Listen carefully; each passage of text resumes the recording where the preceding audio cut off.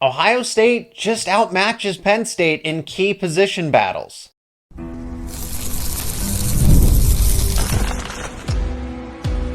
You are Locked On Nittany Lions, your daily podcast on the Penn State Nittany Lions. Part of the Locked On Podcast Network, your team every day. And thanks for making Locked On Nittany Lions your first listen and watch every single day. We are free and available wherever you get your podcasts, including YouTube. My name is Zach Seyko. I am your host of the show. Today's episode is brought to you by Gametime. Download the Gametime app, create an account, and use promo code LOCKEDONCollege for $20 off your first purchase. This is my preview and prediction episode. I will share my final score prediction at the top and give my reasoning for it. If you got a final score prediction, let me know down in the comments section.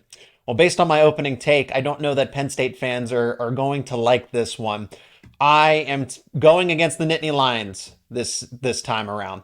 I have Ohio State beating Penn State 27-24, and I've already gone on the record with that score prediction, and I feel like I have to stick to it, but don't be surprised if this game is a little bit lower scoring even than that. I feel like this is maxed out. I don't know that any team gets to 30 in this case, but the reason for this is, simply put, I think Penn State is outmatched in key position battles. Ohio State's wide receivers are, I don't want to say significantly, but they're better than Penn State's defensive backs. I don't know, outside of A.J. Harris, is Jalen Kimber up to the task of covering Emeka Egbuka, or if he gets matched up with Jeremiah Smith, even Carnell Tate, Zion Tracy, and Elliott Washington. I feel like Ohio State's wide receivers are a mismatch for Penn State's defensive backs outside of A.J. Harris. Or do you use a Jalen Reed and move him away from his safety spot and say, okay, we need you to cover because you are one of our better man coverage corners. I think Penn State's going to run a lot of zone, and I'll talk about that more in the episode. You flip it over, same thing. Ohio State's defensive backs against Penn State's wide receivers. Now, Andy Kotelnicki is important here because as an offensive coordinator, you can scheme things up to a point that helps out your pass catchers. But I look at Denzel Burke against Trey Wallace, at Caleb Downs in that secondary as well. These are guys that are top end, projected top end NFL talent going up against Penn State wide receivers that still need to prove more of what they're capable of. And then I look at Ohio State's defensive line against Penn State's offensive line. Penn State's offensive line has not been challenged to this point. I may be one of the few Penn State podcasts that has been overly critical of Penn State's offensive line. And maybe it's not as justified as it was in the preseason because they have proved me wrong. They have performed better than expectations, but maybe because expectations were so low. But now you are facing a defensive line that is just loaded with future NFL talent. Both defensive tackle spots. I look at that edge. I look at the edge defenders for Ohio State. JT Tuimoloau and Jack Sawyer going up against Drew Shelton and potentially Nolan Rucci. That is an absolute mismatch for Ohio State or in favor of Ohio State. And if Drew Aller's not 100%, Bo Pribula's back there at quarterback. That's not going to matter if you have pressure, converging the pocket like that. So Penn State's offensive line is definitely going to be key in this battle, but I'd give the advantage here on paper to the Buckeyes. Ohio State overall is the better team. They have a top 5 offense and they have a top 5 defense. I look at yards per play, I look at yards per play allowed, but then you look at Pro Football Focus, same thing. Penn State has a top 10 offense and a top 10 defense, so there is still a small gap. Overall, these are both, when you combine the two together, Pro Football Focus has them, I think Ohio State's number 2 and Penn State is number 5. So these are top 5 overall teams, but there's still a little bit of a gap here. Penn State has not faced this complete of a team. Ohio State has everything offensively. There's not really a weakness. Now I will get to the offensive line, but you have 3 extremely talented wide receivers and guys off the bench that could come in and maybe not give you the same level of play, but something that's still competitive. Jeremiah Smith, Jeremiah Smith, Emeka Egbuka, and Carnell Tate. Penn State hasn't seen anything like that, not even with USC and the pass catchers that they have. A two-headed monster at running back. This is going to be the best duo that Penn State's going to face all season, even in the postseason, if and when they get there. Penn State would absolutely get into the postseason at 11-1 if they lose this game. But Quinshon Judkins and Travion Henderson, the only running backs that compare are Nicholas Singleton and Katron Allen. And then Ohio State has a dual threat veteran quarterback that just understands college football. Whatever Will Howard says about being motivated from being from Pennsylvania and being overlooked by Penn State, okay, that's fine. But still, as an objective analysis of his game, he takes care of the football. Only 4 interceptions to this point in the season. And he can do a variety of things. He has the pass catchers that help his game, right? He has the weapons around him to make him look better. So even if he's not the perfect quarterback, he's a serviceable one for this Ohio State team. And I don't buy Ohio State's lackluster performance versus Nebraska. I think people are reading too much into that against the Cornhuskers. If you're Ohio State, go into the mind of the Ohio State football team here. Are you getting up for an overrated Nebraska team that has certainly had its expectations adjusted here after you just lost by 1 point on the road to a college football championship contender in Oregon? When Ohio State, I really thought they should have won that game. I didn't think Chip Kelly called the best stretch of plays down there when they got inside Oregon territory around the 30-yard line. Run the football. Why are you still passing? And then it's a prime look-ahead spot with Penn State on the horizon. Sure, there's a bye week in there to account for that travel, but as Ohio State, and if you're Ohio State, are you putting your best playbook together for that Nebraska team? No, you can win against Nebraska with 75% of your best plays. You're not putting your best game plan together. You're saving that for Oregon, and then you're saving that for the Nittany Lions. And emotionally, these are college football players. Are they going to be as invested against a Nebraska team when you just lost by 1 to Oregon and you have Penn State and still, frankly, Indiana and Michigan waiting for you?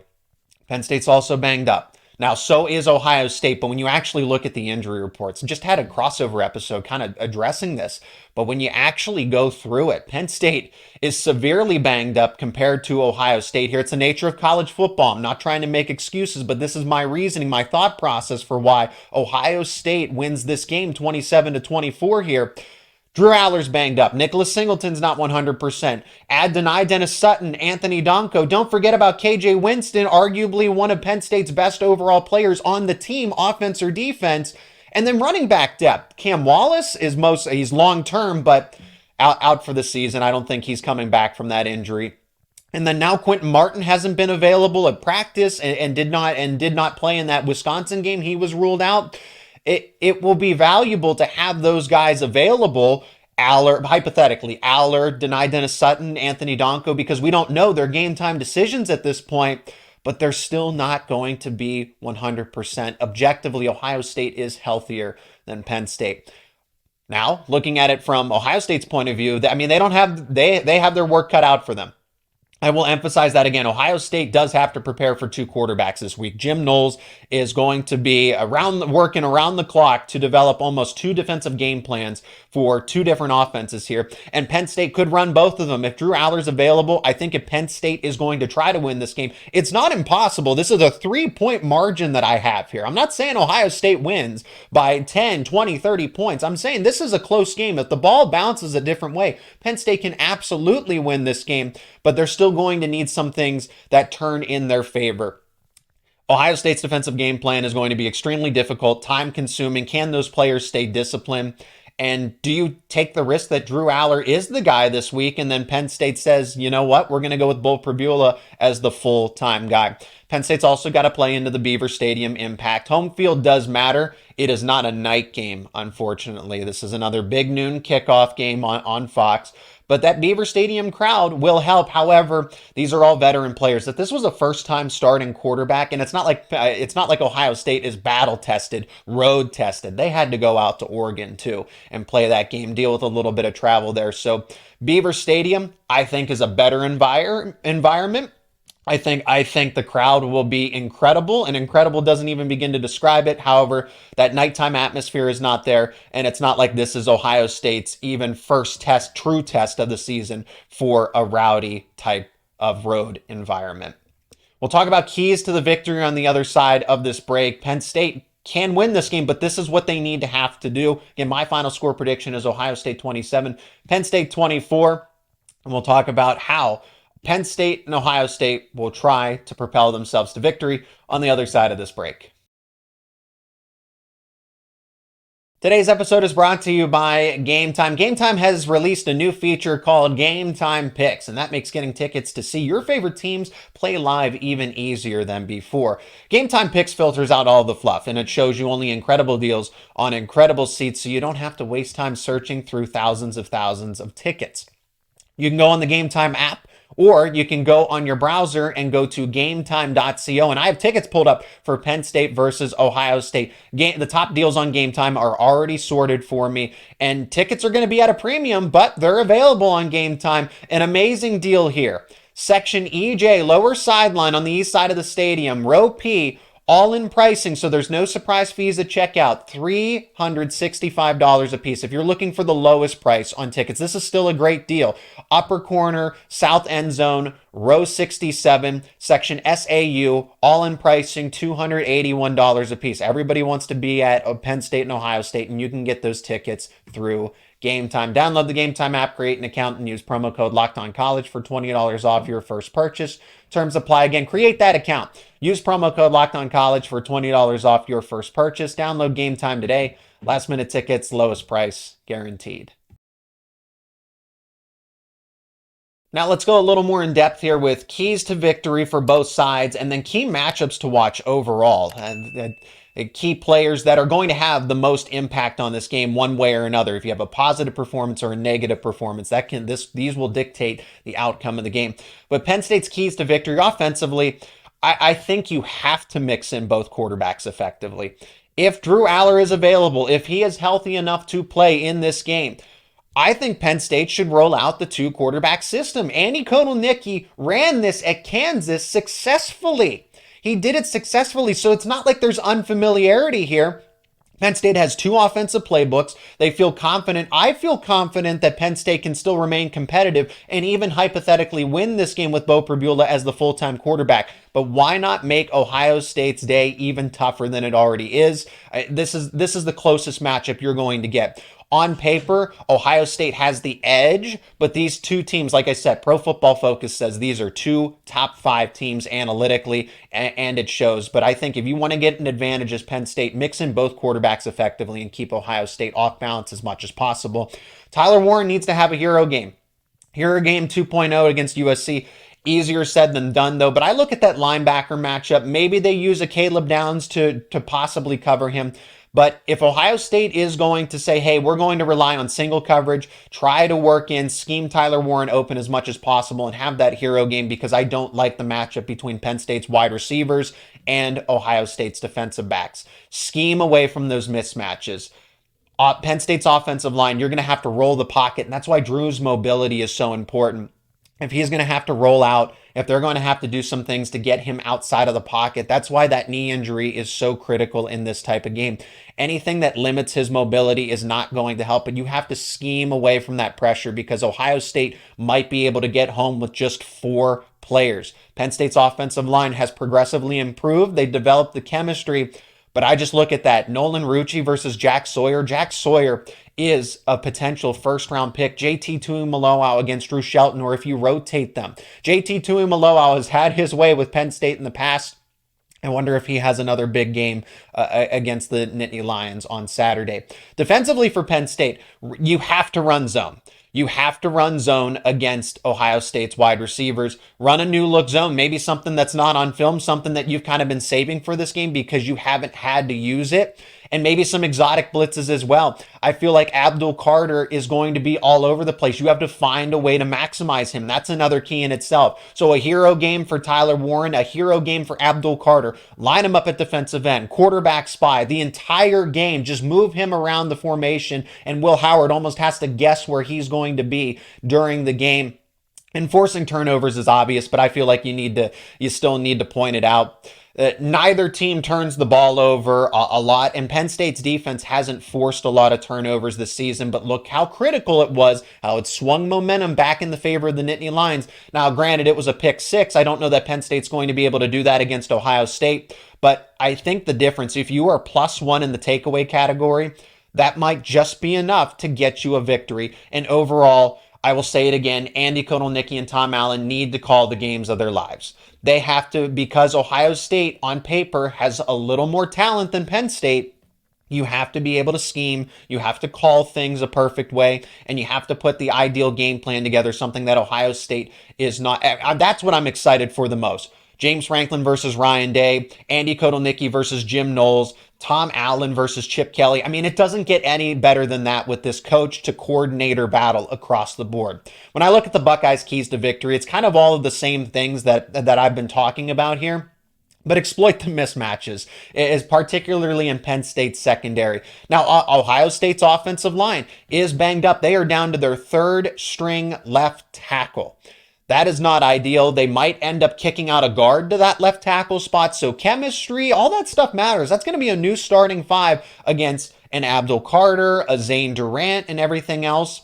So Ohio State needs to be able to just give Will Howard enough time to allow a Jeremiah Smith, an Emeka Egbuka, a Carnell Tate to get open against Penn State's secondary. And I feel like those receivers and the quarterback too, Will Howard, he knows how to read a defense. He knows how to read zone. He's been playing college football for a long time. So if you can get pressure on him and give an exotic look in a zone coverage, you might be able to force that turnover or two that most people probably aren't expecting. If you're facing Bo Pribula, right? Now this is how Ohio State has to do this.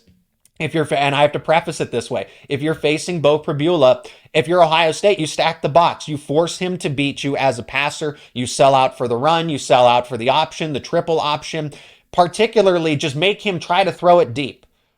Bo Pribula has shown me progress as a passer going through his progressions, but I still feel like they're all short to medium range. Can he throw the ball 30, 40 yards? I don't know. I don't know, and I don't have a lot of confidence in that. So make Bo Pribula beat you with the deep pass. If you're facing Drew Aller, blitz, because Drew Aller will not be as mobile in this game as he was before the Wisconsin game. Drew Aller, don't allow deep passing plays to materialize. If Drew is able to sit in the pocket, go through his progressions, hit an Amari Evans deep, allow Tyler Warren to break through the bracket coverage, you don't want to give Aller time to actually sit back, and then he doesn't have the mobility to extend plays, slide in the pocket, and pick up 5 to 10 yards. I think it will be a struggle for him to do that unless he's healthier than we are anticipating. So if you're facing Drew Aller, blitz. And find a way to reestablish the run game. So that was something that Jay Stevens, my counterpart at Locked On Buckeyes, had pointed out. The running game has not been good, has not up to their standards anyway. I don't know for sure, but I'm going to take his word on it because I look at Quinshon Judkins and Travion Henderson and Will Howard as a dual threat quarterback. He's able to tuck the football and run with it. You're really struggling on the ground with that. That's why coaches say the battle is won in the trenches. So if you can find a way to establish the run game and not give Penn State's offensive game plan to get into rhythm, especially if they're going to run a 2-quarterback system, that you have Quinshon Judkins and Travion Henderson. You can lean on both of them. We got a lot of key matchups to roll through here. These are the players to watch. These will have the biggest impact on the game, in my opinion. I have about 6 or 7 of them here. I've already mentioned Drew Shelton and Nolan Rucci, or Anthony Donko if he is a game time decision as well. But those matchups are not ideal for JT Tuimoloau and Jack Sawyer. Well, they are for Ohio State, not for Penn State. I'm intrigued to see, can Trey Wallace get open against a Denzel Burke? Denzel Burke is a future NFL cornerback. I believe that Trey Wallace is a future NFL wide receiver as well. But if Trey Wallace is that true number 1 wide receiver, this is the game to show it, because Keandre Lambert-Smith a year ago struggled in these big games. Penn State made the move to have him now as that number 1 wide receiver. Can he get open against Denzel Burke? Because Keandre Lambert-Smith couldn't do it a season ago. Tyler Warren against Ohio State's linebackers, talked about that frequently. Abdul Carter versus whomever is at left tackle. Word that Donovan Jackson might be moved from guard to tackle, the third string left tackle. If Ohio State is going to scheme away from that. Chip Kelly is not stupid. He's not going to leave a left tackle, an inexperienced left tackle against Abdul Carter on an island. You're asking for trouble if you don't scheme away from that. So maybe anticipate some more quick passes, screen plays, stuff like that to move away from that. And then Penn State's defensive backs, how will they cover Ohio State's trio of wide receivers? I'm anticipating zone, but you still have to be disciplined in that zone. You can't just allow them to create space, because we've seen that. I think back to the 2022 game in Beaver Stadium where Penn State did run some zone and it didn't help them out. And then they switched to man and there was really never any consistency. And Ohio State's wide receivers were just able to pick up 8 to 10 yards with ease. Marvin Harrison Jr., right? The final one is Ohio State's ground game versus Penn State's run defense. I feel like there's a lot here, but these are the matchups that are going to specifically have the most significant impact on the game. Travion Henderson and Quinshon Judkins. Penn State's run defense really corralled Tawee Walker against Wisconsin, but I still feel like Ohio State's offensive line is good, and I would say it's better than Wisconsin's, and the running backs that they have, the two of them are much better than Tawee Walker, so Penn State's run defense has to be up to the challenge for Ohio State, and you can't just let them run 10, 12, 15 play drives and play keep away and keep your defense out there. Now, as we wrap up this preview episode, talk about just what the offense is going to look like for both sides, Penn State's offense versus Penn State's defense, some game info and key injuries that you need to know for Penn State and Ohio State. That's coming up next here in the final segment of Locked On Nittany Lions.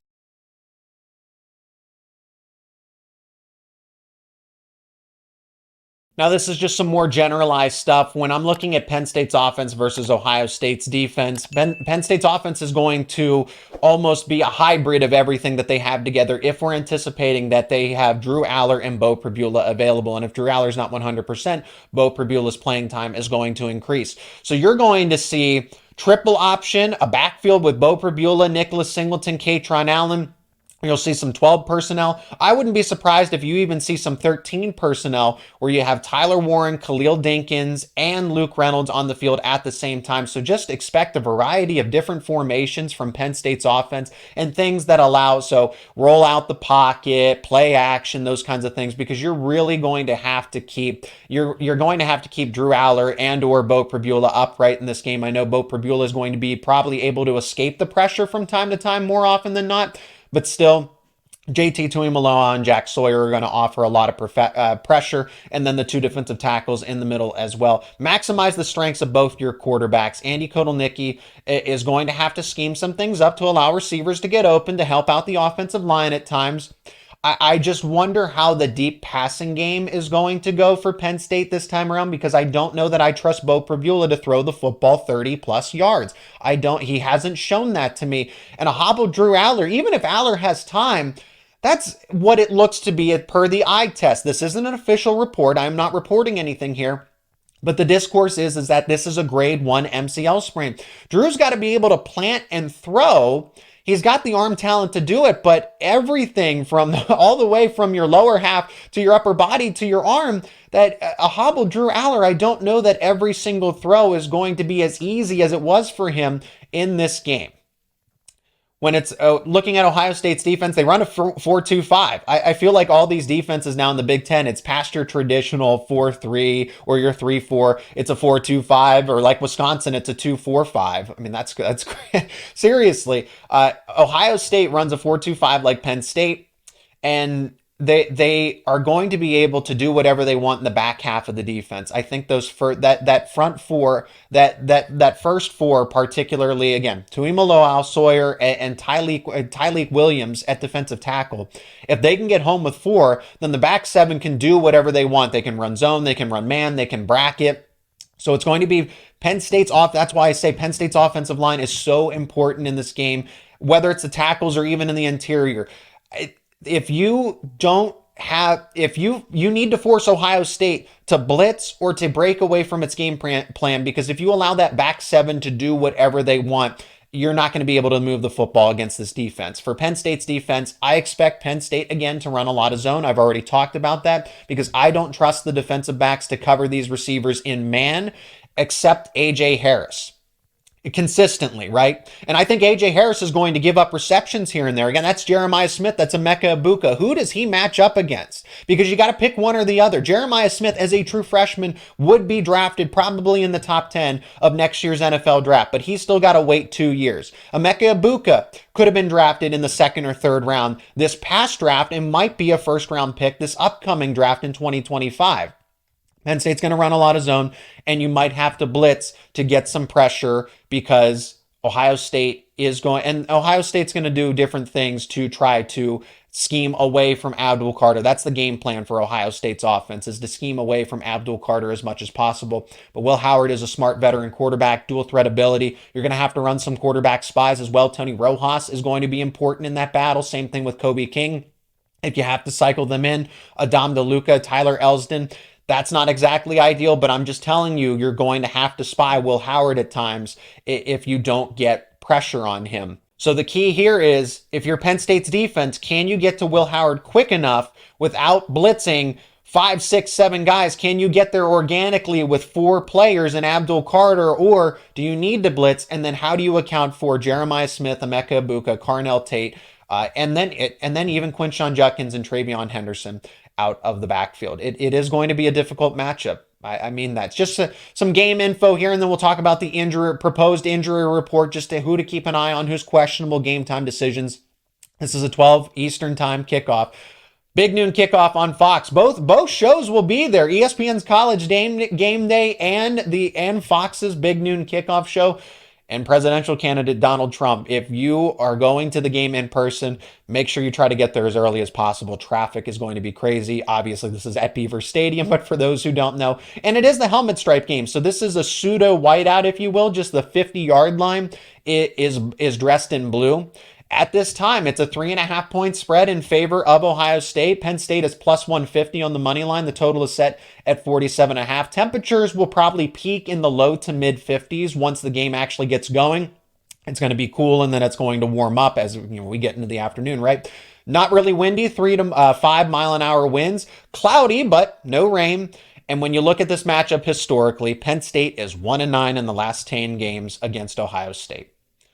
Wow. 2016 is the lone win on that magical play, that block field goal by Marcus Allen and Grant Haley returning. That's really it. It's not that Penn State should have won those games in 2017 and 2018. They didn't. And Penn State's not going to have an ideal opportunity to beat them again until 2026. And then at home, 2028. So Penn State's time is now to get this win. I'm picking against them, but this is the time to do it. Penn State's injuries versus Ohio State's injuries. Again, these are questionable players of note as we speculate who is available and who isn't. This is just who's going to show up. Drew Aller, Deni Dennis Sutton, Nicholas Singleton, Anthony Donko. KJ Winston, we know, is probably not going to return this season. Caden Saunders has not been available. Andrew Rapplier at tight end. Zariah Fisher, Keon Wiley at linebacker, and then the 2 backup running backs, Cam Wallace and Quentin Martin. Could Martin return this week? I don't know.